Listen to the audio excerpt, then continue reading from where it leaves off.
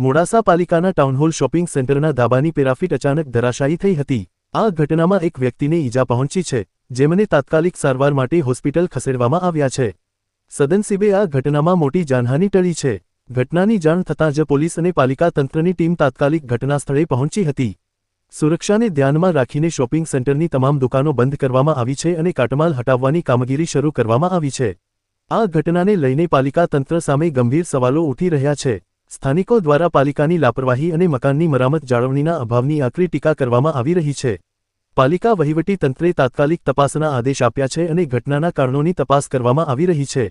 આવી ઘટનાઓ ફરી ન બને તે માટે જરૂરી પગલાં લેવામાં આવશે તેવું પણ વહીવટી તંત્રે આશ્વાસન આપ્યું છે। હું અહીં 3 વર્ષથી જોબ કરું છું મેડિકલમાં, અને અચાનક જ આ નગરપાલિકાની ધરાશાયી જસડી અને અમારા એક પાર્ટનર હતા મોહનભાઈ સંજીવભાઈ આનંદપુરા કંપાના, એમના માથાના પાટી ઈજા થઈ છે, બહુ વાગ્યું છે અને બહુ ખાસું એવું નુકસાન થયું છે। કેટલા વાગ્યાની ઘટના? બસ 10-15 મિનિટ જ થઈ। તમને નગરપાલિકાએ નોટિસ આપેલી છે ખાલી કરવાની કેવું ગઈ? હું ડીઆર જાદવ, સીપીઆઈએમના અરવલ્લી જિલ્લાના મંત્રી। આજે મોડાસાની અંદર એક એવી દુર્ઘટના બની છે, જૂનું મોડાસા નગરપાલિકાનું શોપિંગ સેન્ટર હતું એમાં, અને એનાથી જે ઉપરનો માળ છે એમાંથી અમુક ભાગ તૂટી પડ્યો છે અને એનાથી કેટલાય લોકો ઘાયલ થયા છે। પરિસ્થિતિ બહુ નાજુક છે।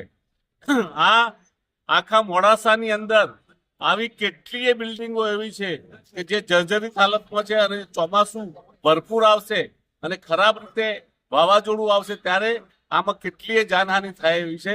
નગરપાલિકાએ જ્યારે આ ધંધો કર્યો, નગરપાલિકાએ જ્યારે આ શોપિંગ સેન્ટર ઉભા કરાવ્યા, ત્યારે એની કોઈ પાર્કિંગની વ્યવસ્થા નહીં, કોઈ પણ પ્રકારની એમાં જાંચ ના કરી અને બિલ્ડિંગો તાણી બાંધ્યા છે। એમાં લેતી થઈને બહુ ભ્રષ્ટાચાર કરેલો નગરપાલિકાએ એ વખતે, અને આજે પણ એ જ થાય છે।